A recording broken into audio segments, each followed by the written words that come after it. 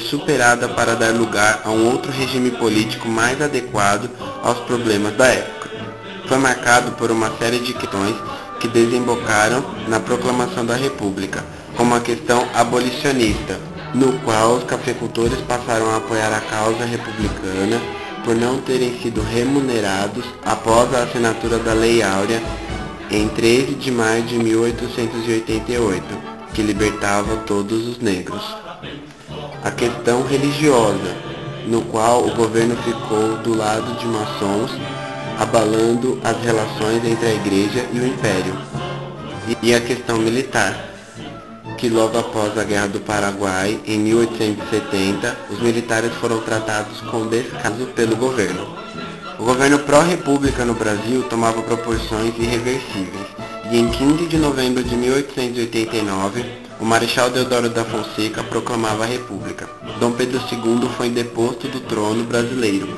Deodoro recebeu o título de chefe de governo provisório. O período que vai de 1889 a 1894 ficou conhecido como República da Espada, em virtude da condição militar dos dois primeiros presidentes do Brasil, Deodoro da Fonseca e Floriano Peixoto. Como primeiro presidente, Deodoro enfrentou a oposição do Congresso Nacional, que propôs a Lei das Responsabilidades, com o objetivo de restringir os poderes do Executivo Federal. Em consequência, Deodoro da Fonseca dissolveu o Congresso e decretou estado de sítio. O Exército e a Marinha protestaram. Para evitar derramamento de sangue, assume o vice-presidente Floriano Peixoto. A elaboração da Constituição Brasileira de 1891 iniciou-se em 1890. Essa Constituição vigorou durante toda a República Velha e sofreu apenas uma alteração em 1927. Consagrou a existência de apenas três poderes, o Executivo, o Legislativo e o Judiciário. Os membros do Legislativo e Executivo seriam eleitos pelo voto popular direto. O regime de governo escolhido foi o presidencialismo. O mandato do presidente da República, eleito por voto direto, seria de 4 anos, sem direito à reeleição para o mandato imediatamente seguinte, sem, contudo, haver impedimentos para o mandato posterior. Quanto às regras eleitorais, o voto no Brasil continuaria a descoberta, não secreto. A assinatura da cédula pelo eleitor tornou-se obrigatória e universal. Além disso, reservou-se ao Congresso Nacional a regulamentação do sistema para as eleições de cargos políticos federais e as assembleias estaduais e regulamentação para as eleições estaduais e municipais, o que mudaria apenas a partir da Constituição de 1934, com a criação da Justiça Eleitoral. Ficou mantido o voto distrital, com a eleição de 3 deputados para cada distrito eleitoral do país. Definiu-se também a separação entre a Igreja e o Estado, e o país não mais assumiu uma religião oficial.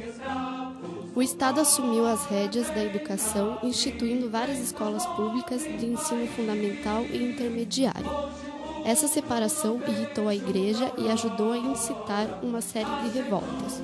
A Revolta da Armada foi um movimento deflagrado por setores da Marinha Brasileira em 1893 contra o presidente da República, Marechal Floriano Peixoto.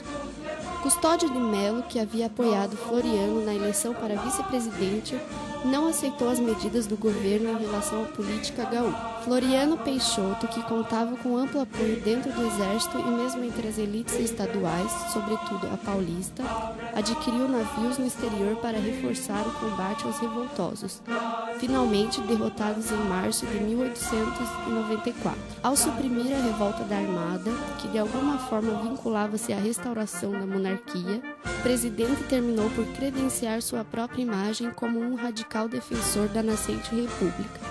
A Revolução Federalista aconteceu no Rio Grande do Sul, envolvendo os mais importantes grupos políticos. O Partido Federalista, que agrupava a antiga nata do Partido Liberal da época do Império, comandado por Gaspar da Silveira Martins, e o Partido Republicano Rio-Grandense, do qual faziam parte os adeptos da República, e o que era dirigido por Júlio de Castilhos, então governador. A facção dos federalistas resguardava o sistema parlamentar do governo e exigia a análise das constituições estaduais, com o objetivo de retificá-las. Já o Partido Castilhista era favorável do positivismo, viver a vida baseada nos fatos e na experiência, rejeitando tudo que é nebuloso e sobrenatural. O conflito se estende até o ano de 1895, quando o novo presidente, Prudente de Moraes, celebra uma conciliação da paz. Júlio de Castilho retoma o poder perdido. Crises internas e externas marcaram o período do governo de Prudente de Moraes. Revolução Federalista na região sul, Guerra dos Canudos na região nordeste, ocupação da ilha Trindade pelos ingleses. Todos esses problemas foram resolvidos durante seu governo. O sucessor de Prudente de Moraes recuperou a situação financeira do Brasil para restabelecer o crédito brasileiro no exterior.